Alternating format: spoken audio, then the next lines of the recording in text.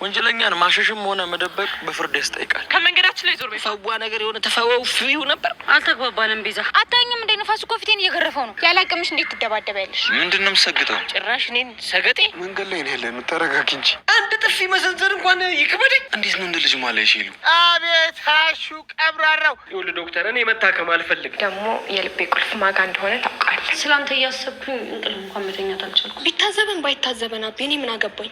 እንደው መጨፈርና መዝናናት የማይቻልበት መርካቶ ስጅስ በጮይቱ ማለት ነው። ዛሬ እጄ ላይ ገባችሁ። ይሄ ሰውዬ ከያዘን አይለቀንም። እኔና አንቺ ደግሞ ምንም እናወራው ነገር የለም። በቃ አውሮች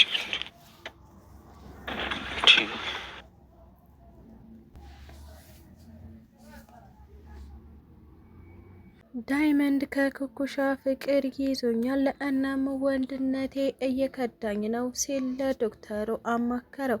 ዶክተር ኢዩኤልም ከዳይመንድ አፍ ይህንን ነገር መስማቱ እጅግ በጣም ገርሞት፣ ቆይ ዳይመንድ አንተ ስለ ፍቅር ምናምን ታርፋለህ እንዴ ሲልም ጠይቆት ይገኝ ነበረ።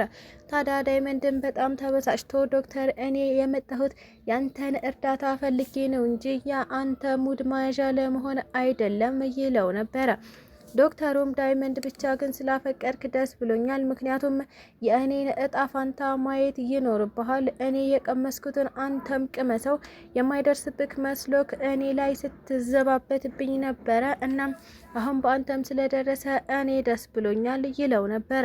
ዳይመንድም ይህን ነገር ሲሰማ እጅግ በጣም ተናዶ ዶክተር አንተ አጠገብ ከምሆን ብቻዬን ሆኜ እዛው ኩኩሻ ጋር ብዳረቅ ይሻለኛል ይል ነበር።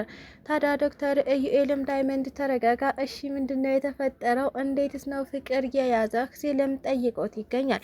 ታዲያ ዳይመንድም ኩኩሻን ሳያት በጣም አዝንላታለሁ፣ እናም ደግሞ የሄድኩት ልደባደብ ወይም ደግሞ ልንጣላና ልንደባደብ ሆኖ ነገር ግን እኔ እሷ ላይ እጄን ማንሳት ይከብደኛል፣ እናም ወንድነቴ ይከዳኛል ይል ነበረ።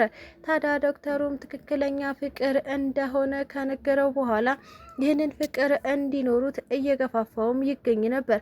ምንም እንኳን ከኩኩሻ ጋር ጸዴ ህይወት መኖር ቢከብድም ነገር ግን ዳይመንድና ኩኩሻ ለመጣመር መንገድ እየከፈቱ ይገኛሉ።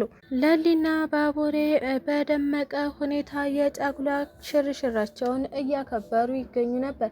እናም ታዲያ በየመካከል አደይ እየደወለች ለልዬ እንዴት ነሽ ተመችቶሻል ወይ እያለችም ትጠይቃታለች። ለሊም ከምንም በላይ ምቾት እንዳለው እና ደግሞ በተጨማሪም ቤኪ ካጠገቧ ስለሆነ በጣም ደስተኛ እንደሆነች ትነግራት ነበረ። ታዲያ አደይ በጨዋታቸው መካከል አንዳችም መጥፎ ነገር እንዲገባ ስለማትፈልግ ስለ ገጀራው እንኳን በጭራሽ ማንሳት አትፈልግም ነበር።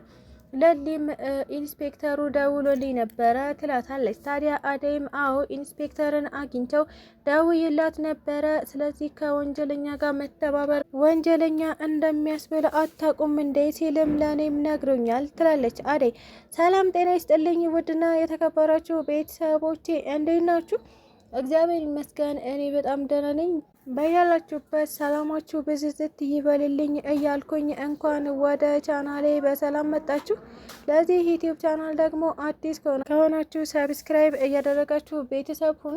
እንዲሁም ደግሞ ሀሳብ አስተያየትም ካላችሁ ኮሜንት ላይ መጻፍ ትችላላችሁ። ቪዲዮን ከወደዳችሁት ላይክ፣ ሼር ማድረጋችሁን እንዳትረሱ። ለዛሬው ደግሞ ሰራተኛዋ አደይ ፊልምን ክፍል 254 ይዤላችሁ መጥቻለሁ። እስከ ቪዲዮ ፍጻሜ አብራችን ቆዩ።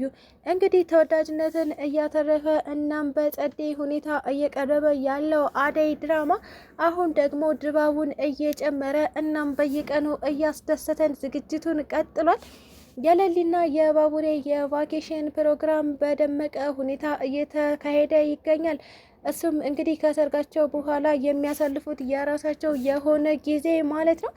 በመካከል ምንም እንኳን ገጀራውን ፍለጋ ኢንስፔክተሩ እየመጣ ቢበጠብጣቸውም ነገር ግን እኛ አሁን የመዝናኛ ሰዓት ላይ ነን፣ ስለዚህ ስንመጣ ሁሉንም ነገር ቃላችንንም እንሰጣለን። እናም ስለ ገጀራው ደግሞ ምንም የምናውቀው ነገር የለም፣ ከቻልክ እኛን አትረብሸን፣ እሱን እዛው መፈለግ ትችላለህ ይሉት ነበረ።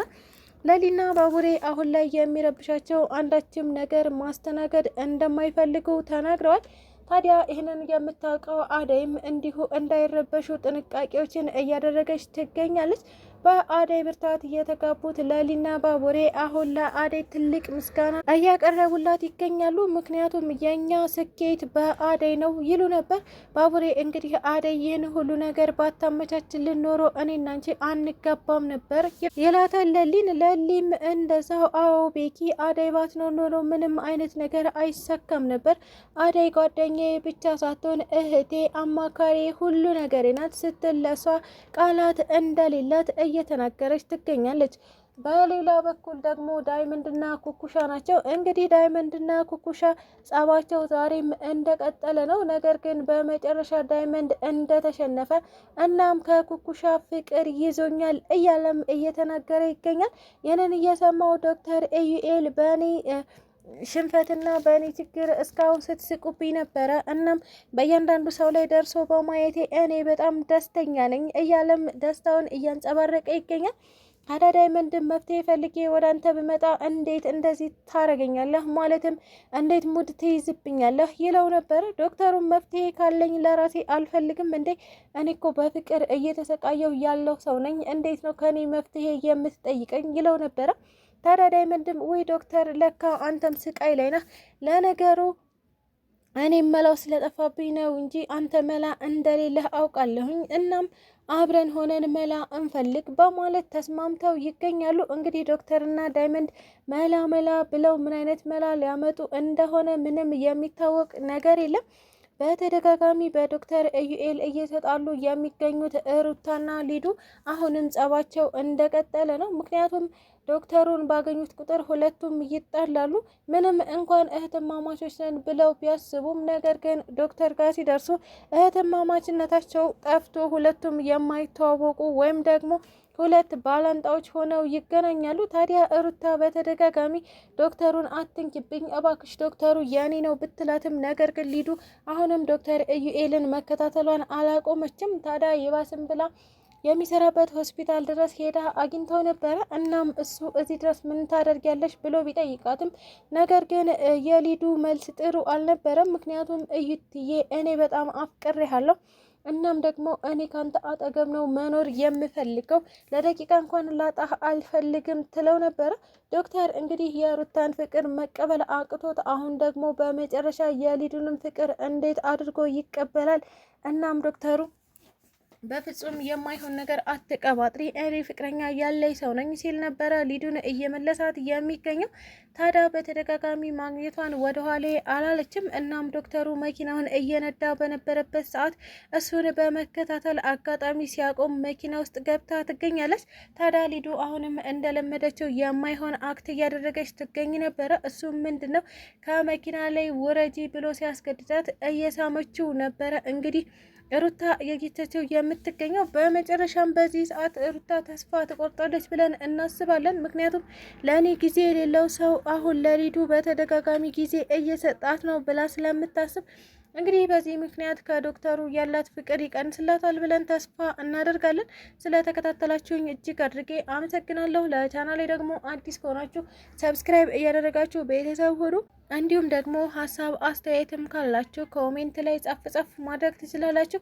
ቪዲዮን ከወደዳችሁት ላይክ እና ሼር ማድረጋችሁን እንዳትረሱ። ኢትዮጵያ ለዘላለም ትኑር እያልኩ ሰናበታችኋለሁ።